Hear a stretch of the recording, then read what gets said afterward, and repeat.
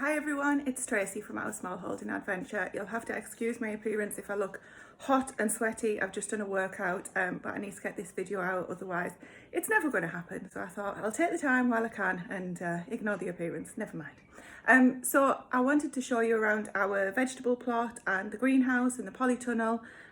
This is the obviously end of April, well 1st of May today, but I did it a couple of days ago at the end of April to show you what's going on for us. And I've got the shakes, I'm really sorry about that. To show you what's going on for us and what we're growing, what we're planning on growing, what's working, what's not working. So yeah, I just wanted to give you an overview. I've done a voiceover for this video rather than try and talk whilst I was walking around, because Stephen was in his workshop making a right old racket and you probably wouldn't have been able to hear me over that. So hope you enjoy. Any questions, please let us know, and I'll do another one soon. Thank you. So this is our top vegetable plot. So just giving you a bit of a show around here as to what it looks like. We've got a covered bed here that's going to have brassicas actually sewn into the membrane. I'm not undoing that one because it's had so many weeds in it. This bed here has got Latvian peas in it, which are for drying for our winter pantry. We've got early potatoes underneath those grass clippings with main crop potatoes further at the back.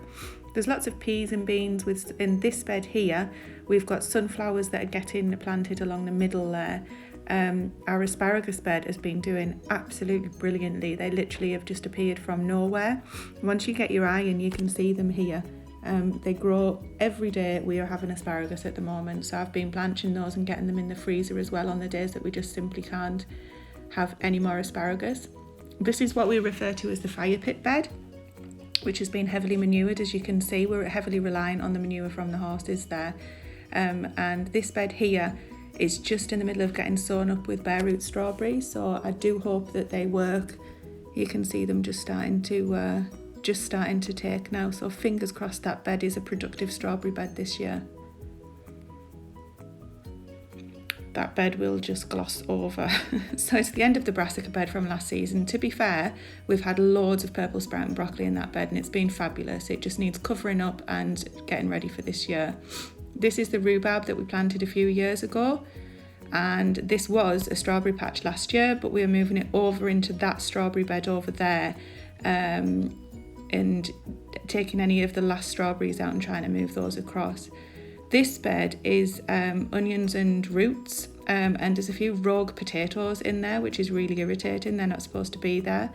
At the back we've got carrots and parsnips sown, but of course in typical fashion they're germinating erratically. And at the front there where I was pointing is some garlic, I think, or garlic or onions.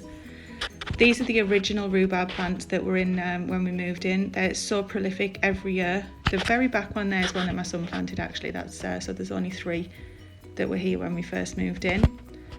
We've got a raspberry bed along the middle here with a bit of a rogue blackcurrant bed, which has since been removed in the last day or two. And all of these along here are gooseberries. So they used to be jam-packed. There used to be more gooseberry bushes in than what's here, but we've relocated some down to the bottom paddock vegetable plot. So when I use rhubarb, I chop the leaves off and I use it as ground cover to try and stop some weeds coming through. So that's what you saw just around the base of those gooseberry bushes there. Okay, so this area here is what we refer to as the mini orchard. It looks a mess, but that's okay. I'm putting it out there for everybody to see because it's work in progress. So the weeds are coming up all over the place, but these here are 3 blueberry plants, which are doing really well. And that is a honeyberry bush, I think it's called, blackcurrant bush that I propagated myself, which I'm super duper proud of. And lots of different varieties of fruit bearing trees that we've put in there, and lots of more weeds. So on the back here there's some lovage that just every year needs chopping back. Lots of different types of fruit bushes in, the blossoms been and gone in some cases. This cherry blossom is absolutely fantastic though, I love this one.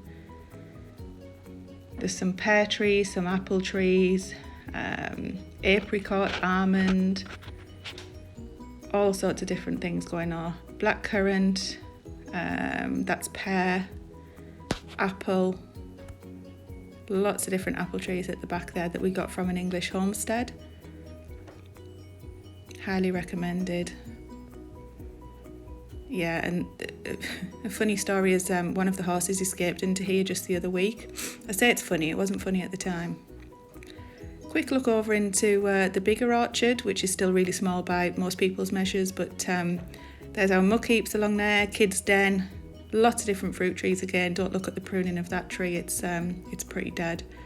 And the Harris fence in here is because we're going to put some chickens in along this pathway to keep the pathway down, so that's why I'm looking through Harris fencing at the moment. That was here when we moved in, by the way, so don't think that we've acquired that through any other methods.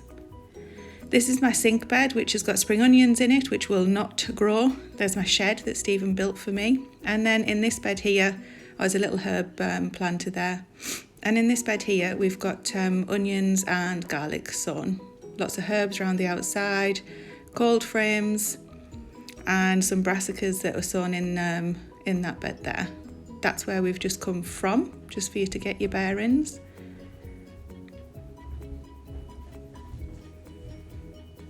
That's where we started up there. There's the old Polytunnel as well.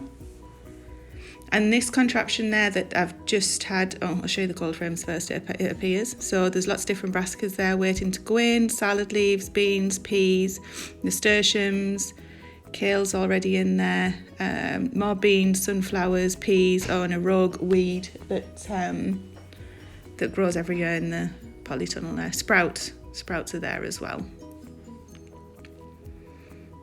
Oh, there's borage, don't know how to say that. So the contraption I was going to show you is this one here. It's a bin with an overflow in it, so we can put another one next to it that collects the rainwater off the greenhouse.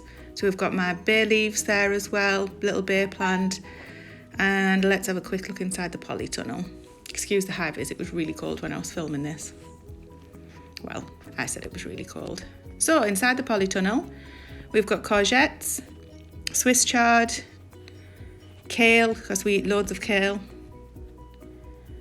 beetroot, tomatoes, radish that have been multi-sown around another courgette there, more tomatoes, aubergines, peppers, all sorts of different things going on there. Tomatoes that are currently being surrounded by the turnips that I sowed, iceberg lettuce, lots of different lettuce varieties, and then salads, some of which are gone to seed, so they're going to the pigs, and loads more radish. So we're eating radish and salad leaves loads at the moment, and then another courgette there just in the corner that's got a little bit nipped by the frost. 2 blueberry plants there in the corner, so I'm leaving those in the greenhouse to see how well they do. Those Greek huge beans that I'm trying out this year. Saw those on By the Farm, so with Liz Zorab. These are sunflowers, they're in the cold frame now. Oh, hello geese. So sunflowers are in the cold frame now. Peas were a bit erratic this year. Some leftover kale that I need to figure out where to go. More drying beans, so these are the winter pantry beans. And then this is the seed bed that I've put together with the propagator on top of it. So this seed bed here, I'm just literally sowing in lines and then taking them out and putting them in the cold frame when they're ready. So there's lots of different brassicas, there's some salad leaves under there that we're just literally picking to use when we need them. Spinach leaves, love those, having those all the time. And then more salad, more aubergines, beans, peppers, beetroot, everything going on there. And then more brassicas that are actually, they've been put outside in the cold frame now. Tomatoes, basil, love red basil. More tomatoes that were ready for potting on, all over the place. And then different beans, tomatoes again, all just ready for potting on. There's some Calabres that are coming through. Yeah, so if you've enjoyed this video, please give it a thumbs up. Please leave any comments down below, and look forward to doing the next one.